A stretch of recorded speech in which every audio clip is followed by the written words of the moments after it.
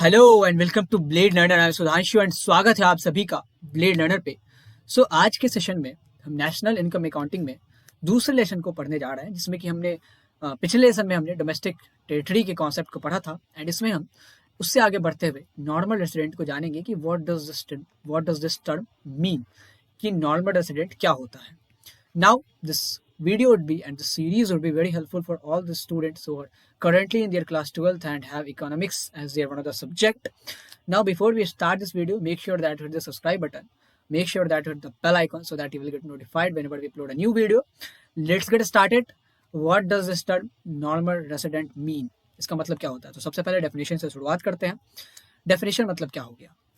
It refers to an individual और an institution. जी हाँ, नॉर्मल रेसिडेंट कोई एक इंडिविजुअल भी हो सकता है या कोई इंस्टीट्यूशन भी हो सकती है, लाइक मैं और आप भी हो सकते हैं, या कोई एनजीओ, कोई कंपनी, कोई बैंक भी हो सकती है। Now it refers to an individual और an institution who ordinarily decides in the country. Ordinarily decides करना मतलब क्या हो गया कि वो इंडिविजुअल या इंस्टीट्यूशन उस कंट्री के डोमेस्टिक टेरिटरी का पार्ट होने चाहिए। एंड डोमेस्टिक टेरिटरी क्या होता है वो मैंने पहले ही एक्सप्लेन कर रखा है, तो you should watch this video first. Now उस कंट्री के डोमेस्टिक टेरिटरी का पार्ट होना चाहिए and whose centre of economic interest lies in that country. दो कंडीशन है फुलफिल होने को। सबसे पहला तो किसी इंडिविजुअल को या किसी इंस्टीट्यूशन को, जैसे मान लीजिए इंडिया का एग्जांपल लेते हैं, तो इंडिया का नॉर्मल रेसिडेंट अगर किसी इंडिविजुअल को बनना है तो उसको इंडिया की डोमेस्टिक टेरिटरी का पहले पार्ट बनना पड़ेगा। इधर यहाँ पे जो हमारी डोमेस्टिक टेरिटरी होती है उसमें या अब्रॉड में भी, वो सब मैंने पहले ही एक्सप्लेन कर रखा है। So first I would recommend कि आप उस वीडियो को देखें।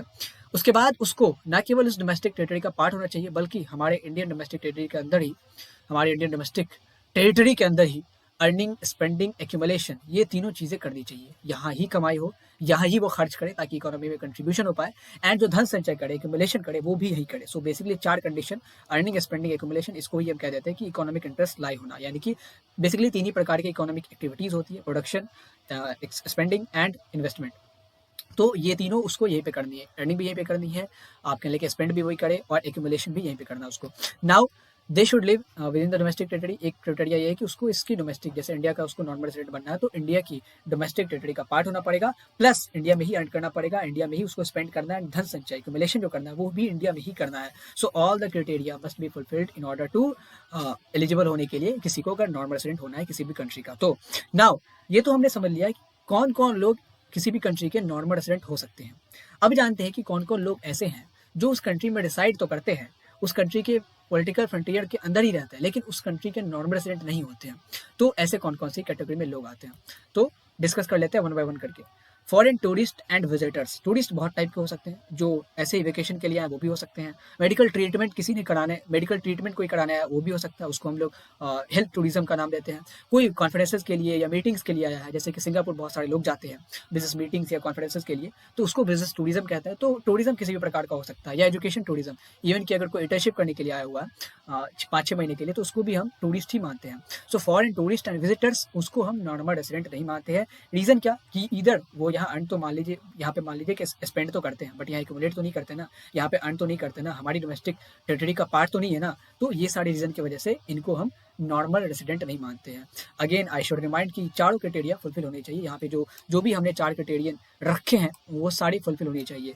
दे must be the part of domestic territory, they should earn here, they should spend here, and the accumulation should be done only within the political frontier, within the domestic territory. Now जो अगली category है इसी सिलसिले में, वो है foreign staffs of embassies and diplomats. Embassies आपने देखा होगा, अगर आप इंडिया में रहते हैं तो दिल्ली में जाएंगे तो बहुत सारी एम्बेसीज है।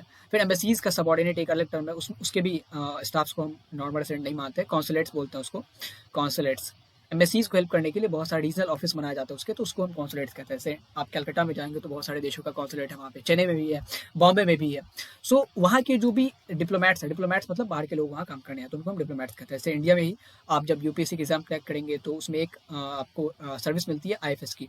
तो आईएफएस में क्या होता है, इंडियन फॉरेन सर्विस, उसमें क्या होता है कि आप रिक्रूट होते हैं बाहर के लिए, तो आप डिप्लोमेट बनते हैं, फिर आप प्रमोट होते होते एम्बेसडर बनते हैं किसी कंट्री के। मान लीजिए कि आप यूएसए में हमारे एम्बेसडर हैं, that means you are representing India there. तो दिस इज द केस।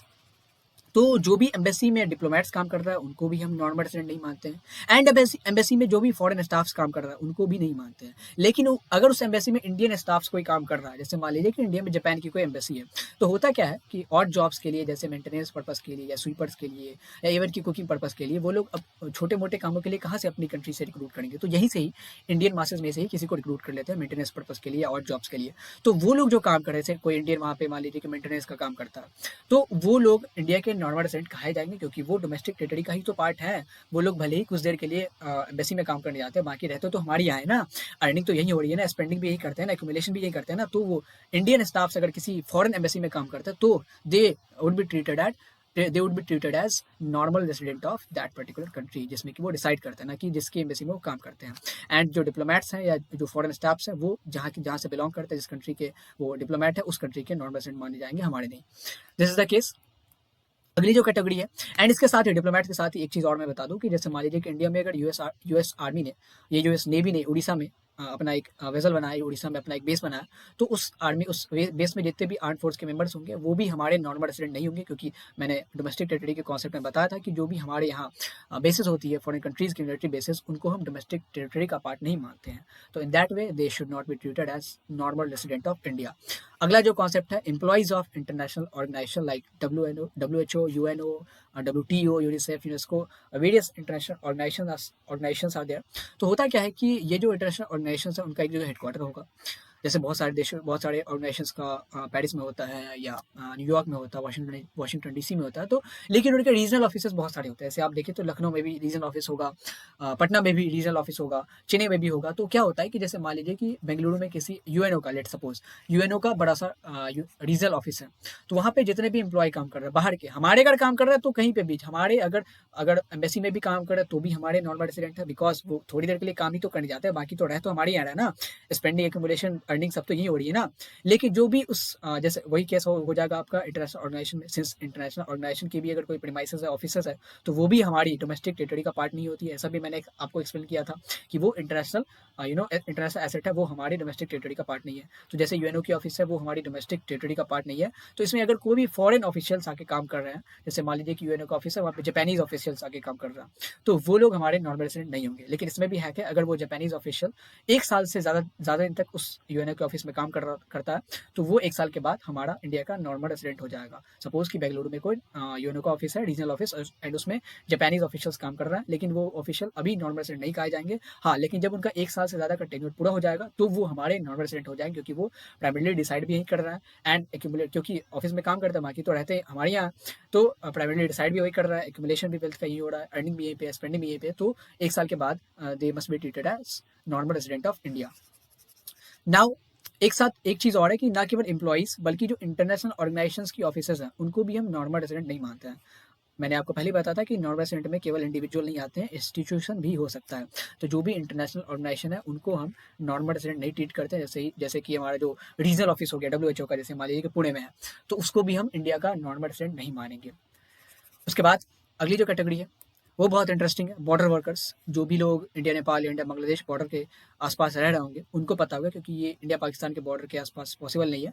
तो इंडिया नेपाल और इंडिया बांग्लादेश का बॉर्डर पे आप देखेंगे तो उतनी ज़्यादा रेगुलेशन नहीं। तो होता क्या है कि जो उस बॉर्डर इलाके में रहते हैं, नियर बाय बॉर्डर्स रहते हैं, तो बहुत सारे लोग माइग्रेट करते हैं एम्प्लॉयमेंट के लिए। डेली माइग्रेशन होता है, लाइक आप समझेंगे तो I am living near the Indo Nepal border. तो होता क्या है कि हमारे यहाँ बहुत सारे लोग, नेपालीज लोग आते हैं यहाँ काम करने, सुबह आते हैं और शाम को चले जाते हैं। तो बेसिकली वो लोग डेली वेजेस वर्कर्स होते हैं, तो उनको हम लोग ऐसे ट्रीट करते हैं जैसे नेपालीज कोई आदमी आके हमारे यहाँ काम कर रहा है, जैसे मुजफ्फरपुर में काम कर रहा है, तो वो फिर शाम को मुजफ्फरपुर से वापस अपने देश चला जाता है, तो उसको नेपाल का नॉर्मल रेसिडेंट मानेंगे। सेम वे अगर इंडिया का कोई आदमी सुबह गया बांग्लादेश काम करने के लिए एंड देन फिर शाम तक आ जाता है इंडिया, तो उसको भी हम इंडिया का नॉर्मल रेसिडेंट ही मानेंगे। सो जो बॉर्डर वर्कर्स होंगे वो कहाँ काम करते हैं वो मैटर नहीं करता, वो कहाँ से बिलोंग करते हैं वो मैटर करता है। सो जहाँ से वो बॉर्डर वर्कर्स बिलोंग करेंगे उस कंट्री के वो नॉर्मल रेसिडेंट माने जाएंगे। जैसे इंडिया का कोई वर्कर भले ही बांग्लादेश जा रहा है, लेकिन वो इंडिया का ही माना जाएगा, बिकॉज वो कुछ देर के लिए काम करने गया, फिर वो आएगा एंड उसकी अर्निंग, स्पेंडिंग, एक्यूमुलेशन एंड उसका जो लॉजिंग है, रह जो रहा है, वो भी इंडियन डोमेस्टिक टेरिटरी के पार्ट में ही रह रहा। So basically this is the concept. अगला जो कॉन्सेप्ट है वो है क्रू मेंबर्स का। जैसे जो फॉरेन वेजल्स होते हैं, शिप्स होते हैं, मर्केंट नेवी के ऑफिशियल्स होते हैं, जैसा आपने देखा होगा कि बहुत सारे लोग मर्केंट नेवी में होते हैं। मर्केंट नेवी मतलब जो भी हमारा शिपिंग का काम होता है, तो उसमें बहुत ज़्यादा उनका कंट्रीब्यूशन होता है। या इवन कि जो एयरक्राफ्ट के क्रू मेंबर्स हैं, जैसे मान लीजिए कि सिंगापुर एयरलाइंस के लोग, तो वो मान लीजिए कि मलेशिया से टेक ऑफ करते हैं एंड वडोदरा में उतरते हैं। तो वडोदरा में जब उतरा उन्होंने, तो वो तो एक्चुअली तो अगर सिंगापुर एयरलाइंस के लोग हैं, तो जैसा मान लीजिए कि उसके क्रू मेंबर्स जिस कंट्री के होंगे, उसको उस कंट्री का नॉन रेसिडेंट माना जाएगा। हालांकि वो यहाँ आ भी रहा है तो कुछ टाइम के लिए आ रहा है, 2-4 घंटे के लिए, उसके बाद तो वो वापस चले जाते हैं, क्योंकि उनका जो काम है वो यहाँ पे तो रहना तो है नहीं। तो ना तो यहाँ पे वो एक्यूमुलेट करता है वेल्थ, ना तो यहाँ पे वो अर्न करते हैं, ना तो यहाँ पे वो स्पेंड करते हैं, ना ही वो यहाँ की डोमेस्टिक टेरिटरी में रहते हैं। वो कुछ देर के लिए हमारे डोमेस्टिक टेरिटरी का पार्ट हो सकते हैं, बट यहाँ रहते नहीं है। सो बेसिकली जो भी क्रू मेंबर्स है फॉरेन वेजल्स के, शिप्स के, या इवन कमर्शियल एयरक्राफ्ट्स के, उनको भी हम नॉर्मल रेसिडेंट नहीं ट्रीट करते हैं। सेम वे जो सीजनल वर्कर्स हैं, बहुत सारे सीजनल वर्कर्स होते हैं, लाइक आप देखेंगे तो जो वेस्ट बंगाल का बॉर्डर है नेपाल से जो लगता है, एंड उसके बगल में आसाम में भी तो चाय की खेती बहुत की जाती है। तो होता क्या है कि जब चाय का सीज़न शुरू होता है, तो बहुत सारे लोग नेपाल से, भूटान से आते हैं माइग्रेट करके दार्जिलिंग में काम करने या आसाम में काम करने, और वो 2-4 महीने के पीरियड में रहते हैं एंड फिर वो चले जाते हैं उसके बाद। सेम में इंडिया के बहुत सारे लोग भी जाते हैं, जब बहुत ज़्यादा प्रोडक्शन अपने चरम पे होता है, तो बहुत सारे लोग गल्फ कंट्रीज में जाते हैं 2-3 महीने के कॉन्ट्रैक्ट के ऊपर। तो वो भी गल्फ कंट्री के नॉर्मल रेसिडेंट नहीं कहे जाएंगे, क्योंकि वो वहाँ के सीजनल वर्कर है, वो हमारे ही नॉर्मल रेसिडेंट होंगे। जैसे बहुत सारे लोग यहाँ से अगर माइग्रेट होकर 2-3 महीने के लिए कॉन्ट्रैक्चुअल बेसिस पे गए हैं, तो वो वहाँ के नॉर्मल रेसिडेंट नहीं कहे जाएंगे, वो हमारे ही कहे जाएंगे। So basically this is the concept of normal resident. Hope you have enjoyed it and hope कि आप समझ गए होंगे। तो जो अगली जो वीडियो होगी हमारी, वो कोशिश कर रहा है कि सिटीजनशिप एंड रेसिडेंटशिप पे एक छोटा सा वीडियो हो जाए, ताकि आपके दिमाग में वो कॉन्सेप्ट भी समझ में आ जाए। So thank you for watching, thank you for your time, and before we go make sure that you hit the subscribe button अगर आपको कंटेंट अच्छा लगा है तो, एंड आप उसको लाइक भी कर सकते हैं, शेयर भी कर सकते हैं, and don't forget to press the bell icon so that you will get notified whenever we upload a new video. Thank you, जय हिंद।